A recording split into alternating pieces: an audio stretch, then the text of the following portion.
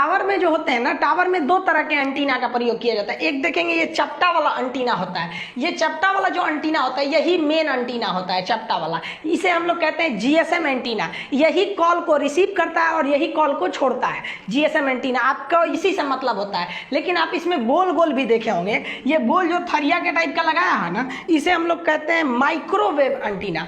ये क्या काम करता है, ये एक टावर से दूसरे टावर में बात करता है। जैसे मान लिया कि हमने किसी को फोन किया, यहाँ से पटना में फोन किया। जैसे हम किसी को पटना से फोन किए, मेरा मोबाइल ये एंटीना हमारे नियरेस्ट टावर को भेजेगा और टावर का जीएसएम एंटीना उसको लेगा और अपने जमीन के नीचे भेज देगा ऑप्टिकल फाइबर के थ्रू मोबाइल स्विचिंग सेंटर पे। अब मोबाइल स्विचिंग सेंटर को पता है कि इसको पटना में कॉल किए हुए हैं हम, मुसल्लापुर हाट में पटना में, तो ये मोबाइल स्विचिंग सेंटर पटना के स्विचिंग सेंटर को भेज देगा और जो आदमी था उसके मोबाइल को भेज देगा कि भैया ये टावर वाला खोजो तो ये किसको खान सर फोन किए, वो आदमी कहाँ है।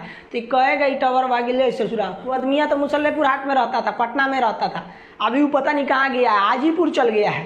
तो कहेगा कि हमारे रेंज में नहीं है, जबकि इसी पे रजिस्टर्ड था इसी टावर में। तब इसमें देखेंगे तो इसमें काम आता है ये गोल वाला छतरिया माइक्रोवेव। अब ये क्या करेगा, पटना से उसको भेज देगा कि कहाँ पे है, खोजेगा उसको कहाँ पे है, तो पता चला हाजीपुर में है, तो वहाँ के टावर को भेज देगा।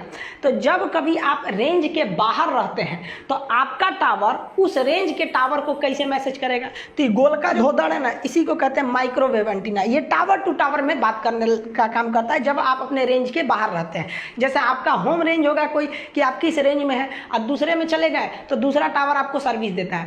पहले क्या था, देखिए अभी इसमें लगता होगा एक ही कंपनी का टावर, कंपनी कोई एक कंपनी टावर लगा दी, बाकी सब भी उसी से आके जुड़ जाते हैं कि भाई हमसे भी शेयर ले लो, क्योंकि भाई ऊंचाई पे ही तो रखना है इन सबको। तो ये दोनों में आप अंतर समझ में आ गया।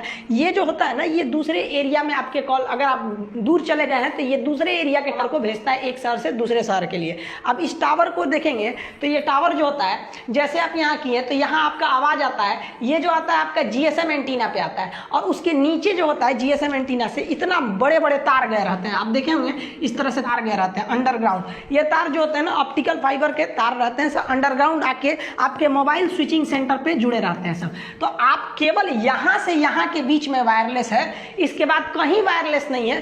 पूरी दुनिया में वायर फैला हुआ है, चाहे वो जमीन के अंदर हो चाहे वो समुद्र के अंदर हो। तो जमीन के अंदर तो समझ में आता है, समुद्र के अंदर हम आपको पिछले वीडियो में बताए थे कि चेन्नई से अंडमान निकोबार तक ऑप्टिकल फाइबर को बिछाया गया है।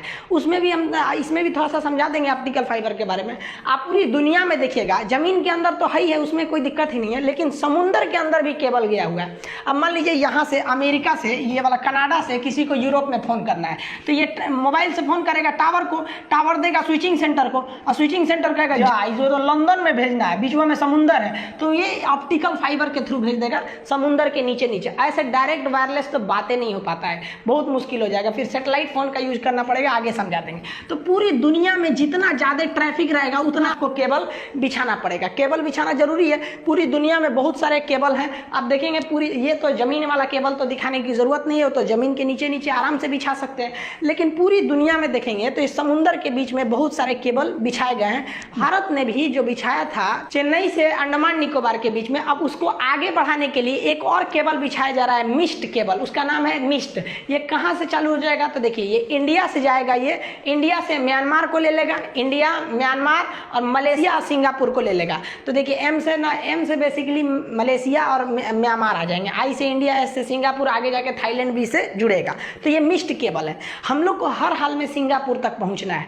सिंगापुर एक बहुत बड़ा जंक्शन एरिया है। जैसे जंक्शन उसे कहते हैं जहाँ से कई रूट मिल जाते हैं। जैसे आपको दिल्ली रेलवे स्टेशन एक बहुत बड़ा जंक्शन है, इंडिया की हर तरफ की गाड़ी मिलेंगी, सब मुगल सराय है। अब पता चला कोई छोटा मोटा स्टेशन है, वहाँ से आप और जगह नहीं जा सकते। तो इंडिया अगर सिंगापुर पहुँच गया ना, तो सिंगापुर पहुँचने तो एक फ़ायदा होगा कि सिंगापुर और ये आसियान देशों से हमारा व्यापार अच्छा है, कनेक्टिविटी अच्छी हो जाएगी। लेकिन अगर हम यहाँ पहुँच गए तो इसके बाद हम पूरी दुनिया में आराम से पहुँच सकते हैं, क्योंकि दुनिया के जितने भी केबल हैं वो सिंगापुर तक आए हुए हैं। आप अगर देखेंगे ये रहा आपका सिंगापुर।